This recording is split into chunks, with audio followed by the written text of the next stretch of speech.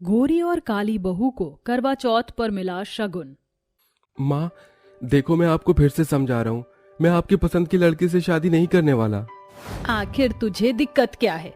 अरे मैं चाहती हूँ कि इस घर को संभालने के लिए एक संस्कारी बहू आ जाए जो कि अमीर भी हो। देखो माँ, मुझे शादी में कोई इंटरेस्ट है ही नहीं, और आप समझती क्यों नहीं हो, मैं शादी नहीं करना चाहता। बहुत हुआ विकास, तुम अब 28 साल के हो गए हो, तुम्हारा भाई 25 साल का है। अरे तुम शादी नहीं करोगे तो तुम्हारे भाई की शादी कैसे होगी? अब तुम मेरी बात नहीं टालोगे। मैंने पहले ही तुम्हारे लिए लड़की देख ली है, उसी से तुम्हारी शादी होगी और ये मेरा आखिरी फैसला है। अमृता अपने बड़े बेटे को ऐसा बोलकर वहां से चली जाती है, जिसके बाद विकास अपनी माँ की बात को टाल नहीं पाता। कुछ ही दिनों में शादी की तैयारी शुरू हो जाती है। विकास को ये भी नहीं पता था कि उसकी शादी किस लड़की से हो रही है। जब वह शादी के मंडप में पहुंचता है तो वहां वह एक बहुत ही ज्यादा काली लड़की को देखता है, जिसके चलते वह अपनी माँ को एक कोने में ले जाकर कहता है, अरे माँ, आपने सोच भी कैसे लिया कि मैं इस काली लड़की से शादी करूंगा? मैं इस काली लड़की से शादी नहीं करूंगा। मेरे दोस्त मेरी कितनी बेइज्जती करेंगे, आपको पता है? बेटा, काला और गोरा कुछ नहीं होता। पत्नी ऐसी होनी चाहिए जो तुम्हारा जन्मों जन्मों तक साथ निभाए, और फुलवा बिल्कुल ऐसी ही है। वो बहुत संस्कारी है। चलो अब मेरी बेइज्जती मत करवाओ और शादी के मंडप में जाकर बैठ जाओ। तुम्हें पता है इस काली लड़की के घर वाले हमें कितना सारा दान दहेज देने वाले हैं। अपनी माँ की बात सुनकर विकास शादी के मंडप में बैठ जाता है, जिसके बाद उसकी शादी फुलवा से हो जाती है। विकास को फुलवा जरा भी पसंद नहीं थी। जब वह गृह प्रवेश के लिए दरवाजे पर फुलवा के साथ खड़ा होता है तो वह अपनी माँ से कहता है, मुझे कोई फॉर्मेलिटी नहीं करनी है, मैं जा रहा हूँ। विकास ऐसा कहकर अपने कमरे में चला जाता है, जिसके बाद अमृता फुलवा का गृह प्रवेश करती है और कहती है, मेरा बेटा दिल का बहुत साफ है। अभी उसे तुम्हारे साथ एडजस्ट होने में थोड़ी सी दिक्कत आएगी, लेकिन धीरे धीरे वो सब समझ जाएगा। ठीक है माँ जी, मैं समझ सकती हूँ। फुलवा अपना और विकास का खाना परोसकर कमरे में लेकर जाती है, जहाँ विकास खाने से भरी थाली देखकर उसमें हाथ मार देता है और सारा खाना नीचे गिरा देता है। मेरी पत्नी बनने की कोशिश मत करो तुम, मेरी पत्नी कभी नहीं बन सकती। मेरे लिए ये सब करना बंद करो। विकास पहले दिन से ही फुलवा को नीचा दिखाने लगता है। उसे फुलवा के काले रंग से बहुत ज्यादा परेशानी थी, तो वहीं दूसरी तरफ अब अमृता को अपने छोटे बेटे की शादी करवानी थी, जिसके लिए वो बहुत सुंदर लड़की ढूंढती है जो कि अमीर भी होती है, बिल्कुल फुलवा की तरह। बहुत बढ़िया, मेरी दोनों बहू बहुत अमीर हैं, और वैसे भी आजकल लोग अमीर बहुएं ही ढूंढते हैं। अमृता अपने बेटे पवन की शादी अमीर घराने की लड़की शिखा से करवा देती है। शिखा को अपनी खूबसूरती के साथ साथ अपने अमीर होने का भी बहुत घमंड था। इसी के चलते वह अपने ससुराल में किसी को कुछ नहीं समझती। शिखा बहू, जरा नाश्ते में सभी के लिए आलू के पराठे बना दो, क्योंकि फुलवा बहू अभी मंदिर गई है और उसे आने में थोड़ा समय भी लग सकता है। माँ जी, तुम्हारा दिमाग तो खराब नहीं हो गया? मैं कल ही pedicure, manicure, hair spa, facial, wax करवा कर आई हूँ। आपको पता है ना, 2 दिन बाद करवा चौथ है। अगर मैं घर के काम करूंगी तो मेरी खूबसूरती खराब हो जाएगी, इसलिए मुझे घर के काम बोलने की जरूरत नहीं है। ऐसा कहने के बाद शिखा अपने कमरे में चली जाती है और अमृता उसका मुंह ही देखती रह जाती है। कुछ देर बाद जब फुलवा घर पर लौटती है तो वह अपनी सास को किचन में सभी के लिए नाश्ता बनाते हुए देखती है। माँ जी, आप ये क्या कर रही हो? आपको रसोई में काम करने की क्या जरूरत है? रुको, मैं बना देती हूँ नाश्ता। तुम इतनी अमीर हो, उसके बाद भी तुम्हें जरा भी घमंड नहीं है। और वहीं गोरी बहू को देखो, करवा चौथ का बहाना लेकर अपने कमरे में पड़ी है। कोई नहीं माँ जी, जैसे हमारी 5 उंगलियां बराबर नहीं होती, उसी प्रकार इंसान का दिमाग भी अलग प्रकार का होता है। ऐसा कहकर फुलवा सभी के लिए नाश्ता बनाती है और सबको नाश्ता परोसती है। लेकिन विकास उसके हाथों का नाश्ता नहीं खाता। वह घर से बाहर जाकर होटल पर ही खाता है। ये सिलसिला चलता ही रहता है। 2 दिन बाद करवा चौथ आ जाता है और दोनों बहू मिलकर करवा चौथ की तैयारी करती हैं। गोरी वाली बहुत सुंदर लहंगा पहनती है और प्यारा सा मेकअप करके तैयार हो जाती है। वहीं फुलवा एक सिंपल सी साड़ी पहनकर तैयार हो जाती है और पूजा कर लेती है। आज मैंने विकास जी के लिए उनकी पसंद का खाना बनाया है, वो बहुत खुश होंगे। फुलवा ने कमरे को पहली सुहागरात की तरह सजाया होता है। जैसे ही चांद आ जाता है वह बाहर आती है, जहां उसकी गोरी देवरानी अपने पति पवन को छलनी से देखकर चांद को देखती है और अपने पति पवन के हाथों से पानी पीती है, जिसके बाद उसका व्रत टूट जाता है और पवन उसे शगुन देने लगता है। ये वही वाला डायमंड का नेकलेस है ना जो तुमने मंगवाया था? शिखा डायमंड का नेकलेस देखकर बहुत खुश होती है, जिसके बाद वह अपने पति को गले से लगा लेती है। उनका प्यार देखकर फुलवा बहुत खुश होती है और बहुत देर तक वह विकास के आने का इंतजार करती है। विकास के ना आने पर उसका चेहरा उतर जाता है। काफी देर हो गई है और विकास जी अभी तक नहीं आए। फुलवा ऐसा कहती है कि तभी घर के दरवाजे की बेल बजती है। फुलवा जैसे ही दरवाजा खोलती है वहां उसका पति शराब के नशे में होता है। अरे आप आ गए? आपने तो बहुत ज्यादा शराब पी है। चलिए कोई बात नहीं, पहले मेरा व्रत तुड़वा दीजिए, उसके बाद मैं आपको खाना परोस दूंगी। फुलवा ऐसा कहने के बाद विकास का हाथ पकड़ती है और उसे घर के आंगन में ले आती है, जहां वह एक हाथ में पूजा की थाली लेकर और एक हाथ में छलनी लेकर अपना व्रत खोलने वाली होती है। लेकिन तभी विकास उसका अपमान करते हुए उसकी थाली में हाथ मार देता है और गुस्से से उसके बाल पकड़कर उसे जमीन पर गिरा देता है। बहुत ज्यादा शौक हो रहा है ना तुझे मेरी पत्नी व्रता बनने का? आज मैं तुझे अच्छा सबक सिखाऊंगा। विकास फुलवा के बाल खींचकर उसे घसीटते हुए घर के अंदर ले आता है और उसे अपनी बेल्ट उतारकर मारना पीटना शुरू कर देता है। बेचारी फुलवा दर्द से जोर जोर से चिल्लाने लगती है। आह! बचाओ, बचाओ माँ जी, कोई मुझे बचाओ। आह! फुलवा के चिल्लाने पर सारे घर के लोग इकट्ठे हो जाते हैं। सभी फुलवा को बचाने की कोशिश करते, लेकिन विकास उसको छोड़ता ही नहीं। लेकिन तभी अचानक से विकास को अटैक आता है और वो बेहोश होकर गिर जाता है। अपने पति को बेहोश देख फुलवा दर्द में भी उठती है। अरे ये क्या हो गया? विकास जी बेहोश कैसे हो गए? माँ जी देखिए ना क्या हुआ है इन्हें।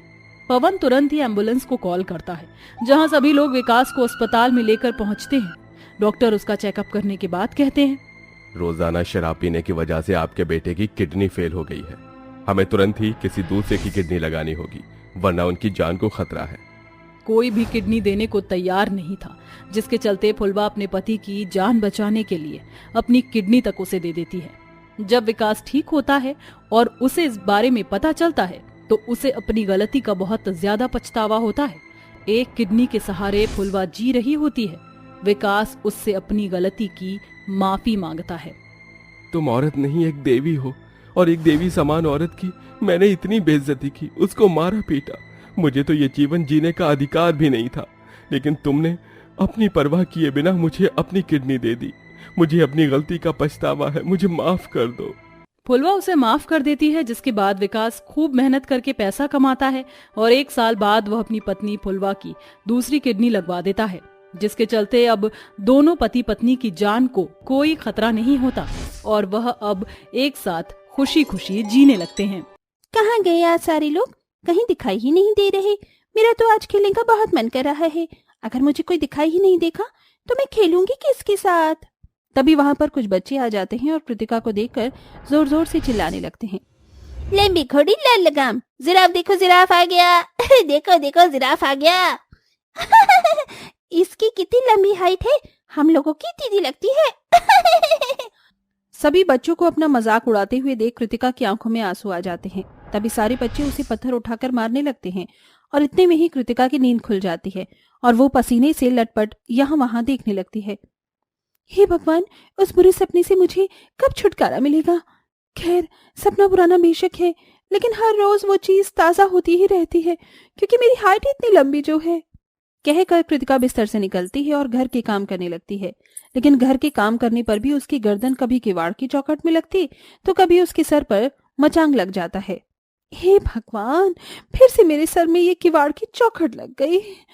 तभी पीछे से उसकी माँ कहती है, कितनी बार तुझे कहा है कि दरवाजे से झुक कर निकला कर।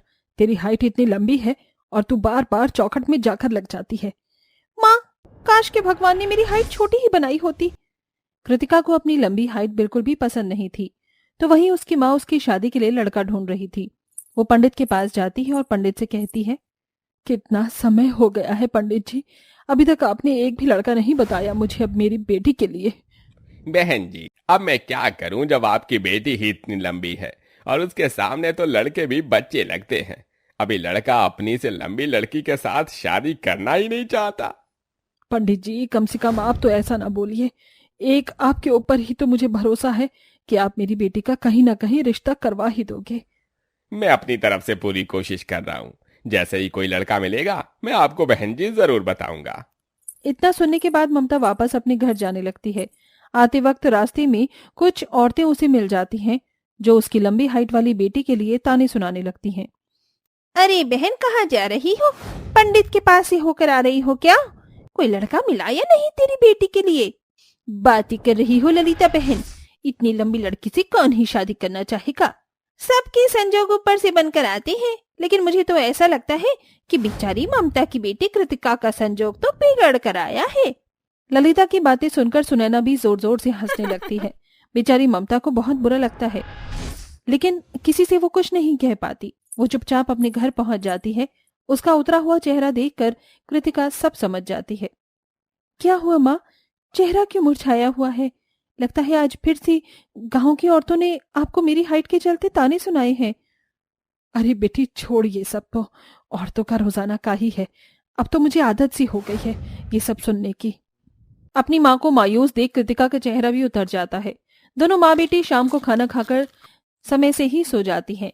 ऐसे ही कुछ दिन बीत जाते हैं और एक दिन पंडित बहुत ही खुश होकर ममता के पास आता है। मुबारक हो ममता बहन, मुबारक हो। तुम्हें पता है इस घर में खुशियां आई हैं, खुशियां। अब तो जल्दी से बिटिया की शादी की तैयारी में लग जाओ। क्या बोल रहे हो पंडित जी? सच सच कहो, क्या सच में मेरी बेटी के लिए लड़का मिल गया है? अरे हाँ बहन, रिश्ता खुद तुम्हारे घर चल कर आया है, लेकिन हाँ एक कमी है। बताइए, क्या कमी है?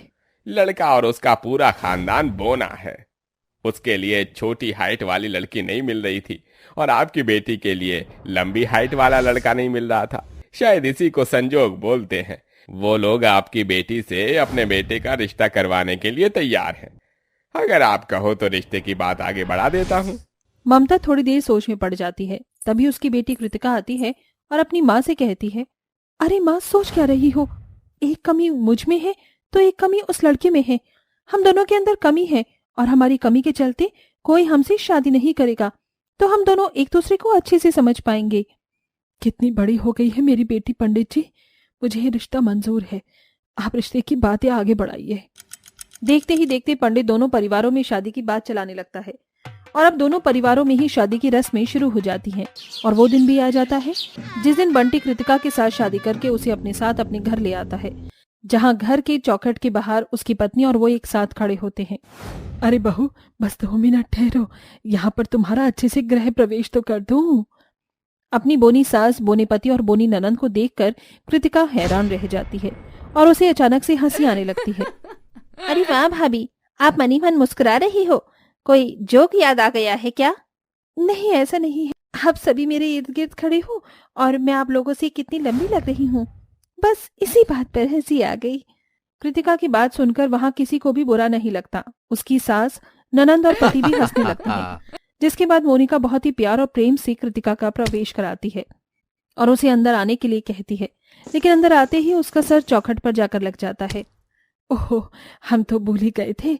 अब इस घर के अंदर एक लंबी बहू आ गई है और हमें उसके हिसाब के चौखट को बड़ा करवाना होगा। मैं कल ही मिस्त्री को बुला दूंगी। कृतिका के ससुराल में सभी लोग बहुत समझदार और एडजस्टेबल थे। उन्हें कृतिका की लंबी हाइट से कोई परेशानी नहीं थी। इसी के चलते वो अपनी ससुराल में खुशी खुशी रहने लगती है। देखते ही देखते करवा चौथ आने लगता है। ये लो, ये सरगी है। एक सास अपनी बहू को देती है। कुछ दिनों बाद करवा चौथ आ रहा है। तुम इस बार करवा चौथ का व्रत रखोगी ना? हाँ हाँ माँ जी, क्यों नहीं, मैं करवा चौथ का व्रत जरूर रखूंगी। कृतिका ऐसा कहकर अपनी सास से सरगी ले लेती है। तभी उनके घर में झांकती हुई कुछ औरतें कहने लगती हैं, देखो जरा, लंबी बहू रखने वाली है अपने पौने पति के लिए करवा चौथ का व्रत। मैं तो यही सोच रही हूँ, जब चांद को देखने की बारी आएगी तो बेचारी को चांद देखने के बाद अपने बच्चे जैसे पति को देखने में कितनी दिक्कत होगी। ये सुनकर कृतिका को बहुत बुरा लगता है और उसका मुंह उतर जाता है। जिसके बाद उसके साथ मोनिका उन सभी औरतों से कहती है, छोटे लोग और छोटी सोच, अरे तुम लोगों से तो अच्छे हम बोने लोग ही हैं। हमारी हाइट ही छोटी है लेकिन सोच बहुत बड़ी है, तभी तो हमें लंबी हाइट वाली बहू से कोई प्रॉब्लम नहीं है। लेकिन ये तो चलो हमारे घर की बात है, यहाँ तो हमें प्रॉब्लम ना होकर तुम लोगों को कुछ ज्यादा ही प्रॉब्लम हो रही है। अपने घरों को संभालो, दूसरे लोगों के घरों में टाका झाकी करने से ज्यादा अच्छा होगा। मोनिका का तड़कता भड़कता जवाब सुनकर वहां की सभी औरतें वहां से चली जाती हैं।